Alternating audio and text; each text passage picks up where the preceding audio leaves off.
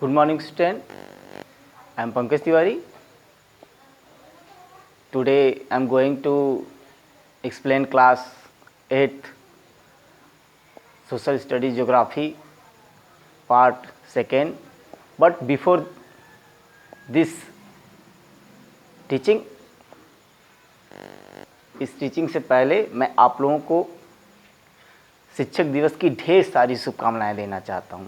बच्चों, आज शिक्षक दिवस है और इसके बाद मैं आप लोगों को ये आज का टॉपिक पढ़ाने जा रहा हूँ। तो इसमें क्या है, क्लास 8 ज्योग्राफी में पिछले वीडियो में मैंने आप लोगों को इसके 10 टाइप्स बताए थे कि 10 प्रकार के जो है फॉरेस्ट पूरे विश्व में पाए जाते हैं। उनमें से 5 को मैंने फर्स्ट वीडियो में एक्सप्लेन कर दिया था। अब बचे 5 को मैं इसमें एक्सप्लेन कर रहा हूँ। तो इसमें कानीफेरस फॉरेस्ट की बात की गई है। तो कानीफेरस फॉरेस्ट क्या है, जैसा नाम से है कोनिकल शेप का होता है। कानीफेरस मतलब कोनिकल शेप का होता है। कोनिकल शेप का कारण ये है कि ये बहुत कोल्ड क्लाइमेट में पाया जाता है। कोल्ड क्लाइमेट में पाया जाने के कारण ये बहुत क्या लंबे होते हैं, सीधे स्ट्रेट ट्रीज होते हैं और इनके पत्ते कोनिकल शेप के होते हैं। कोनिकल शेप होने का कारण ये है कि ठंडे क्षेत्रों में पाए जाते हैं और जब वहाँ किसी भी तरीके का अगर बर्फ़बारी होता है तो जो हेल्स हैं उस पर टिके न रहें, बर्फ़ टिके न रहें, फिसल के गिर जाएं, इस तरीके से उसका जो है आकार होता है। तो इस तरह से देखें तो ये होता है इस तरीके का। और देखें तो ये इनके जो पेड़ों के पत्ते हैं, अब जो पेड़ है उनकी लकड़ियाँ जो हैं इतनी सॉफ्ट होती हैं कि वो पेपर बनाने के लिए बहुत ही सूटेबल होती हैं। मुख्य रूप से इसे पेपर के लिए यूज किया जाता है, बहुत ही सूटेबल होती हैं। इसके बाद देखें तो इसमें जो मुख्य जो पौधे पाए जाते हैं वो मुख्य रूप से सीडार पाया जाता है, स्प्रूस पाया जाता है, पाइन पाया जाता है और फर पाया जाता है। और ये इसका डिस्ट्रीब्यूशन देखते हैं तो डिस्ट्रीब्यूशन में इसको देखते हैं तो जो है स्वीडन में पाया जाता है, नॉर्वे में पाया जाता है, रसिया में और साइबेरिया के क्षेत्रों में कानीफेरस टाइप का फॉरेस्ट जो है पाया जाता है। स्टूडेंट, इसके बाद देखते हैं तो नेक्स्ट टाइप का जो है tropical grassland. Tropical grassland type का जो है उसे सवाना ग्रासलैंड के भी नाम से जानते हैं। और ये एक सवाना ग्रासलैंड के नाम से जानते हैं। और ये जो है इक्वेटर के दोनों साइड पर जो है ये पाया जाता है। इक्वेटर के दोनों साइड पर पाया जाता है और ये ट्रॉपिकल रीजन में पाया जाता है। ट्रॉपिकल रीजन में पाया जाता है और कॉन्टिनेंट के एक्सटीरियर एरिया में पाया जाता है। जो कॉन्टिनेंट है उसके एक्सटीरियर एरिया में पाया जाता है। तो वहाँ रेनफॉल बहुत ही मॉडरेट होता है, बहुत ज़्यादा नहीं होता, नहीं बहुत कम होता है, मॉडरेट रेनफॉल होता है। जिसके कारण क्या है, ग्रास जो होते हैं थिक उगते हैं, घने घास पाए जाते हैं और घने घास पाए जाते हैं। और जो घास हैं वो थारनी जैसे हों, कटीले कांटों की तरह इनके जो है घास के जो पत्ते होते हैं, छोटे छोटे और पतले। कारण ये है कि मॉडरेट क्लाइमेट होने के कारण, टेम्परेचर हाई होने के कारण जो इवेपोरेशन का प्रोसेस कम हो सके, इसके कारण जो है इनके लीव्स जो है वो थारनी होते हैं। इसलिए वहाँ इस तरीके के जो है पौधे उगते हैं कि जो है मॉइस्चर मेंटेन रहे और ज़्यादा से ज़्यादा इवेपोरेशन ना हो पाए, उसकी वजह से कटीले होते हैं उनके पत्ते। इसके बाद देखें तो इनके घास के लीफ जो जैसा बताया मैंने कि छोटे छोटे और थारनी होते हैं। और कुछ छोटे श्रब्स जो है और कुछ छोटे ट्रीज जो है वहाँ उगते हैं। और ये मुख्य रूप से देखें तो ऑस्ट्रेलियन हाईलैंड में, ब्राज़ीलियन हाईलैंड में और साउथ अमेरिका और स्वीडन के क्षेत्रों में ये पाया जाता है। स्टूडेंट, इसके बाद अगले प्रकार के फॉरेस्ट की बात करते हैं। तो अगला प्रकार का जो फॉरेस्ट है उसमें एक्सट्रीम टाइप्स का क्लाइमेट होता है, मॉडरेट रेनफॉल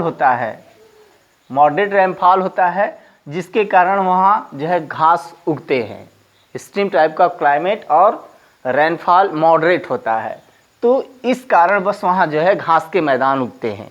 और ये इस तरीके का जो घास का मैदान है पूरे विश्व में बहुत ही फेमस है, घासों के लिए बहुत ही फेमस है।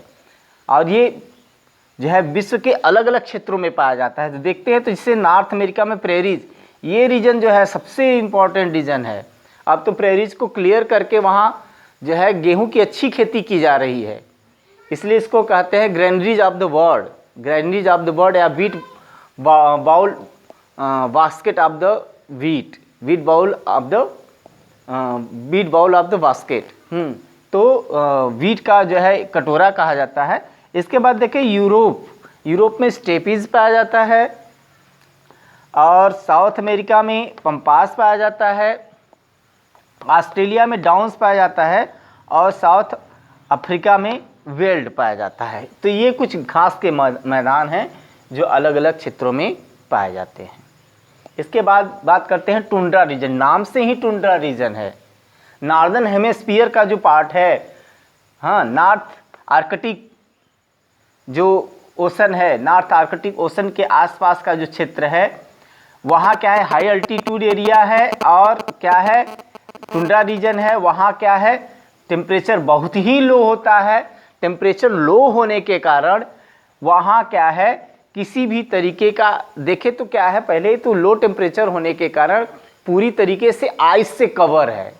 आइस से कवर होने के कारण कोई जो है वेजिटेशन उगता ही नहीं। कुछ गर्मी के मौसम में कुछ वेजिटेशन ही उग पाते हैं, और वो भी बहुत बड़े पौधे नहीं होते, क्योंकि वहाँ टेम्परेचर नहीं होता, बहुत ज़्यादा धूप नहीं मिल पाता। तो इसको ले करके देखें तो बहुत ज़्यादा नहीं उग पाता। तो जैसा कि हैवी स्नो कवर होने के कारण कहा है कि नॉट इनकरेज प्लांट को उगने के लिए इनकरेज नहीं करता। बस कुछ प्रकार के जो मासेस हैं, लाइकेन्स हैं, बर्च, जूनिपर्स और विलोज के ट्री ही पाए जाते हैं, जो बहुत बड़े नहीं होते। कुछ ही प्रकार के ऐसे पौधे वहाँ उग पाते हैं। इसके बाद देखते हैं तो डिजर्ट वेजिटेशन, बहुत ही हॉट एरिया होता है और बहुत ही लो रेनफॉल होता है। बहुत हॉट एरिया और बहुत लो रेनफॉल होने के कारण जो ज़ेरोफाइट्स प्लांट हैं वही उग पाते हैं। ज़्यादा से ज़्यादा गर्मी और कम से कम बरसात होने के कारण कोई और प्रकार का वेजिटेशन या किसी और प्रकार की वनस्पतियां वहाँ नहीं उग पाती हैं। तो इस तरह से कुछ ही कैक्टस है, डेट है, पाम है, एकासिया है, जो कि कांटे होते हैं जिसमें इवेपोरेशन का प्रोसेस कम हो पाए, वहीं जो है अपने आप को वहाँ सर्वाइव कर पाते हैं। कैक्टस जैसे वृक्ष हैं जिनके जो है पत्ते मांसल होते हैं, जो कि इवेपोरेशन के प्रोसेस को जो है वो डिक्रीज़ करते हैं। ऐसे ही प्रकार के जो है पौधे वहाँ अपने आप को एडाप्ट कर पाते हैं। इसी प्रकार के पौधे वहाँ उगते हैं।